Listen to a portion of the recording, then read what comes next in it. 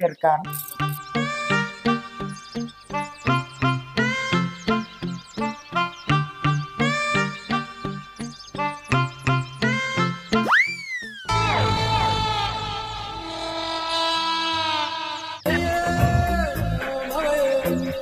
అయ్యో నీ కొలుసులు చల్లకుండా చీర తట్టుకొని మన కాలు మాయలే మరసకపోయినట్ట దేవుడు ఇరిగిందా పాడుగాను. బాకి ఎట్లా వ్యాగ్గిదాలు కానీ పైసలు ఎట్లా పట్టి పాడాలి. ఓ దేవుడు